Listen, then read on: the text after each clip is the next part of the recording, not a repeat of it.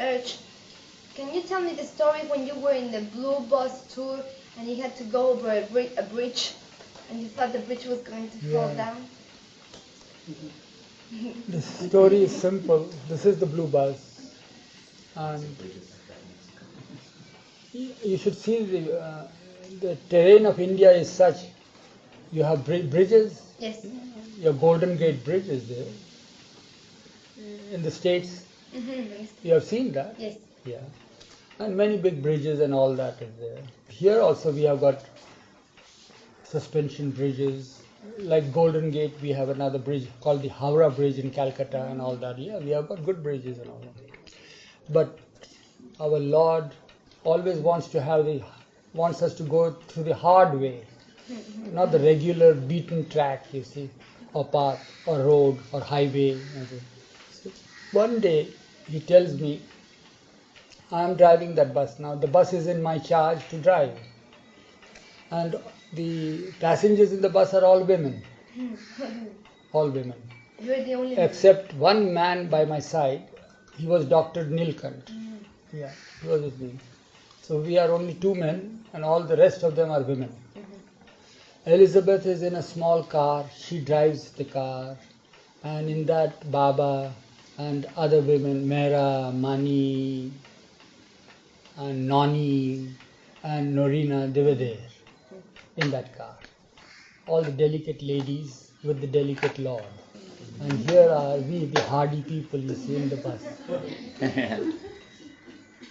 Now what happens is that he tells me at a certain place while we are stationed, he says, prepare that we all go to Baluchistan. It's a northwest province there, you see, which is now in Pakistan. It's the capital of, Quetta is the capital of Baluchistan. So there lived our Dr. Ghavar's father. You know, Katie and Ghavar, they used to live there. So we'll go there, and he was informed to have a place and all that. And so there is a regular route to go there, but he didn't want to go the way that all people go, the sane people go. But he said that we'll go via the no man's land. It's a place called no man's land. Nobody seems to own it. It was the Britishers who owned it. Of course, it was the British Empire.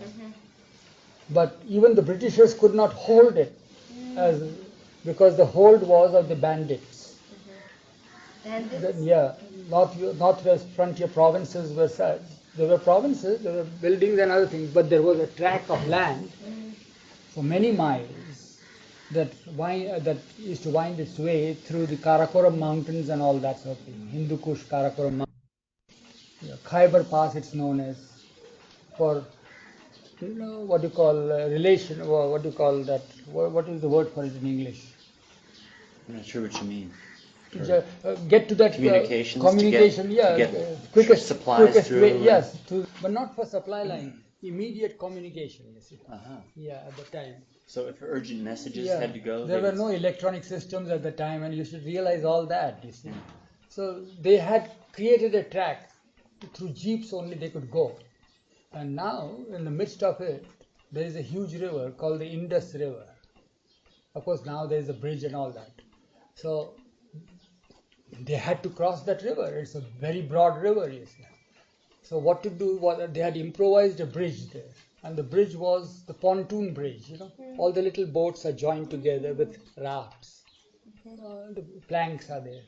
All boats are tied together, and they are all floating on the surface of the river, and the planks are there. So there is a sufficient track created on the river. Big? No, not big. It's a little broader than this bus.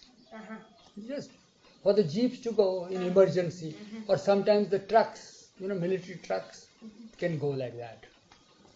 Lightweight. It was meant for jeeps only, lightweight, not the heavy loaded trucks or heavily laden trucks. No, it was meant for lightweight. And I didn't know that. And nobody knew what's there in that no man's land. Only the military knew it. So we had to prepare to go. So we are at a big city, It is Dehradun. Then we go to Multan. It is the western frontier. Yeah, there. And from there we have to cross that, and Multan is a big town. Yeah. And from there, no man's land begins. After crossing some distance. So the gas station was Multan, where I had to fill in gas. But knowing that so many miles have to be covered, we had the road map. So while I'm filling in gas in this blue bus, then I knew that the track is all mountainous region, you see. So one has to go in first or second gear. It can't go in the cruising speed. So it takes a lot of gas with all the load and luggage and all that. So I wanted to fill in more cans, you see, of gas, because there's no petrol, no gas there afterwards, unless I reach Quetta, the capital of Balochistan. Yeah, far away. So there was a track of 75 miles, which is considered to be the valley, mind you, but which is also at a great height. And in between is the river called Indus River. And there is the pontoon bridge. It was marked like that, and we thought there must be something like that. Now what happened when we left, I'm filling in petrol at Multan. Of course, Elizabeth car also got it filled and all that. So while I'm there at the gas station, the people naturally start looking through the glasses, and they were aghast. He says, "Where are you all going?" I said, "Well, we are going through no man's land to Quetta." He said, "But that's not the way. No men, nothing is here. All women here. Because it is dangerous for men, let alone women." So I said, "Yeah, we are going that way. We have to go that way." "No, but you are not supposed to go that way. When there is no road." I said, "Whatever the road is, we'll go." "No, but that's all military track. No regular road. It's just the dirt road, whatever the tracking has been done by the constant up and down of the jeep and all that." I said, "We'll go. What's there in that?" "No, but I said, they wanted to stop me from going. In the meantime, Baba had left after having filled the gas. I said, "No, you saw those ladies that are there? It was British Raj. They couldn't distinguish between Americans and Britishers and all that." So I said, "Well, why shouldn't we go?" He says, "No, you should report. We'll report to the police that you are taking the ladies like that." "But didn't you see those women that are the ladies that went there? They are the closely related to the generals and commanders, and you have to go. You can't stop us." "Oh, is that so?" I said, "Yeah, of course." So, such things we had to do, for Baba's work. We have to do something. We have to say things like that. And it is not wrong, because he is the commander. Yeah, and the women belong to him. They are the family. Yeah. So somehow or other we left the place. While Baba left the place, while I was still filling in gas, Baba called me to him and says, "Look, now we are going to a terrain where I order you not to stop the bus till you reach. There's a fort called Fort Munro. Fort, fort? Mm-hmm. British, it's a garrison. Yeah. And till you reach there, the women should not get down from the bus under any circumstance. And you should not stop for them, whatever they may want to do or anything like that." So I said, "All right." It's a matter of 75 miles. 75 miles is not a big thing. Yeah. Couple hours. Couple of hours on straight road. But what? But this four hours? This is something it took from morning till evening. Really? Yeah. So all it was in first gear, not even second. Oh God. I can get down, Nilkan can get down, but not these women. So now what happens is that we start, not knowing what is in store for us. So while we are starting, we are going. The women are there. You know how all the women, they're all cramped in and all chatting and all that. I can't see them because the front windows are shut and all. You know how the buses, see how that blue little glass thing behind driver's seat, it's all shut. You can't, no communication is there. That's the very bus, yeah. So luggage is there and everything there. while I'm driving and all that, there's a lot of merrymaking and laughing and singing and all going on. I can hear that. So then we come to dangerous terrains now. In the meantime, what had happened was that we had applied for an escort. So that after some distance from that main town, that where we filled in the gas, the bus was stopped, Baba's car was stopped also, and two constables with guns and ammunition, they sat on the mud guards, front mud guards, as escort. They'll be there, always alert, you see, because every now and then he will be hearing the guns going here and there, in the mountain regions, because these people fight amongst themselves, these tribals and all that sort of thing. Yeah. So we could hear that, and so when everything started happening like this, all that the chatter stopped. We were all just tense, you see, and our bus is now going. Now we are going on an incline, the mountain is there, and it's all going there. At last we come to a slope now, so the bus goes easy and all. And there, it is this distance of 75 miles, in that so many punctures took place. Because of the heavy load, and the gears were there, and tires getting hot and all that sort of thing. So there were punctures. How many? There were, you won't believe it, 25. not 25. I forget the actual number, but it was more than 10. Really? Is it 12 or 11? I forget now. You have those many tires? I had the tires there, but not so many tires. I had to vulcanize. At that time there was the system of vulcanizing. Do you all get those patches even now? Not anymore. You remember that? Yeah, I remember the Vulcan patches. Vulcan patches were there. We had to light a match and then immediately it vulcanizes, you see, and all that. So there were all that facilities were there. And you'd pump up somehow? Yeah, we had to pump all those. And I had to do All all the that. women in the No, bus. they should not come out and all that. Not even for piddling. No. No. So they controlled themselves and all that. Somehow or other we went and went and went. It's now dusk time. Now we know that as soon as the river has come, we are now down there and we'll go back to the Fort Monroe now. There will be a little rise and then there's the fort there. So that was the margin, the river. So now we are stopped here at the river. And what I find is there's a lamp, red lamp, and a huge person. Their personality is quite different. Those people are Pathans. They are Afghans, Baluchis. They're huge, tall people, big mustache and all that sort of thing. And I also look like one because I had a great coat too, with a big cap and all that. So I said, "What's the matter?" So he says, "You can't go on this. This sort of load will not go." I said, "What do you mean this sort of? Didn't you see those people who went there? They're the commander's family, Yeah, and I had to take them there. This is the family of these people. You see, the retinue has to go." I said, "Why do you stop it?" He says, "No, but with this load, how will you go over this bridge? The bridge will collapse." I said, "I don't care whether the bridge. No, but let the women get down at least."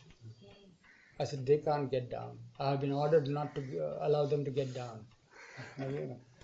And there was a lot of argument there. And I said, "We will go." And then there was a little confrontation and this and that and all that. At last he says, "All right, do one thing. Don't go fast on this." I said, "How can I go fast on it? I know what it is. You are going to teach me. I am the driver there." "No, but he says, you must follow me. I'll go with the lantern on the top walking space." I said, "Okay, that I can do, but you walk fast. We'll get sunk in that, you see." So he says, "No, I will walk. I know what to do as I walk with the other commanders, you see, the cars and all. As I pass that car, I'll go there." So, "All right, you can do what you like." So that's what he does. He is going ahead of us. I said, "You go ahead and I'll come." So he goes some distance and he's waiting there. I said, "Go on," I'm honking. I just said, "Go ahead." Because I know it. Because if I once start on that man, because the planks might break because of the weight. And sure enough, what happened was, as I took the bus on the planks, you see, of course there is that little dip, because of the pontoon. Yeah. And so there is like that. And all of them started shouting, "Baba! Baba!" As our wheels move round and round, planks are cracking, crack, crack, crack, crack, crack, crack, cracking, breaking behind us. Planks are breaking behind us. And I can't stop. And the man is saying, I'm telling him, honking and telling him to go fast. And somehow or other we went out. That's how it was. And we eventually reached. I think all that pontoon bridge, the planks on that were all gone. Yeah. So, but in the meantime, before this great bridge came, there were many other bridges. They were very rickety ones.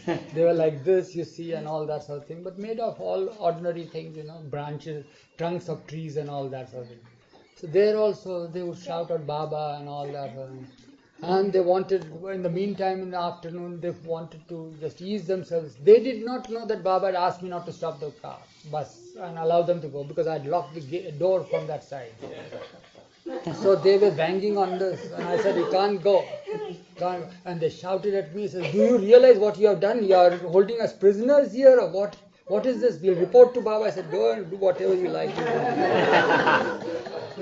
If you want to ask the description, you ask Katie, because Katie was one of the passengers. And why didn't you tell them? Baba told me you can't. I told them. So Baba cannot say like that. What about us piddling and all that? So many hours have passed, but do you realize what is happening to us here? I said, I don't care. Baba has told me not to stop. They must have been so mad at you, no? Yeah, and I was all the time mad at the women. So I said, it's my day today. Because our life was constant struggle with men and women, you see, all the time. What did they do when you let them out? I didn't, when we came there, up there, then all the things went on, you see. Baba was there waiting for them. At the other end, Baba was waiting for them. And because Baba naturally knew the, disastrous, journey there. And so, he was waiting for them at the other end of the bridge. Means at a distance, after some distance, when there was a clearing. And then the first thing he says, "Why so late? I've been waiting here for past 5 hours now." I said, "But Baba, this is not a car, this is a huge load." And so we couldn't come in the regular gears. And so many punctures took place and all that sort of thing. And then the women, I could hear that. "But Baba, he didn't stop and see what has happened to us, and we have got pains and this." And I could all hear all this. But nothing. It was the worst journey that I have come across in my life. It was true. It is true. No, it is true for them also. And they eventually, of course, news reached me that they naturally remembered Baba throughout their lifetime. But this was the first time they actually really remembered Baba. Maybe that's why Baba took all of you to the school, no? To remember really, for taking his name really with all sincerity. To teach us how to be sincere. Did it really seem like the blue bus was going to fall off from time to time? It was. My heart was all the time palpitating and all that was there. It's fine. It's there. You can't get the idea unless and until we are on the spot like that. Yeah. It's fun now. It was no fun then. Margaret Crass tells the story. She was there too. She tells the story, but from a different perspective, obviously. She was in the bus, and who was it that was counting their prayer beads? They all brought out their prayer beads, and they were going down the street, blah, blah, blah, blah, blah. Because I couldn't see what's happening inside there. And the farther off the shore, the faster they were going. Blah, blah, blah, blah, blah, blah, blah. No, it was serious. You can just realize the seriousness of that journey, how much tiresome it must have been, that we reached Quetta eventually after another 2 days drive. Yeah, after that there was another 2 days drive. We stopped at Fort Munro, then we went and a 2 days drive was there, still further. I think the whole journey took about 7 or 6 days. So when I reached there, the naturally Baba as usual, we start, everything is there. Ghagar's father had arranged a cottage and all that. So we are there morning time, and Baba asks me, taking dictation, he wants to send a telegram here to Ahmednagar saying that all is well. There would be always that communication with the Mandali here. So while he is dictating the message to me, while I am writing, I am standing and writing, I fell down. That was the first time I experienced what exhaustion is. Yeah. Yeah, I soon. Yeah. You must have been very, very tired, no? Yeah, very tired. Yeah, it was like that. Just imagine the punctures and the filling in the air and all that sort of thing. Driving is tension, no? That is nothing driving. Yeah, tension is there. Tension is there on the road. But strenuous things were punctures and air filling. No stations, you see, at the time to have compressors to fill the gas, air. You have to pump. Like that. No sign of the dacoits? Those people were Yeah, there. yeah. But you There weren't were, attacked? no, we were not attacked. We were not attacked. We could hear from distance, you see, echoes could be heard like that.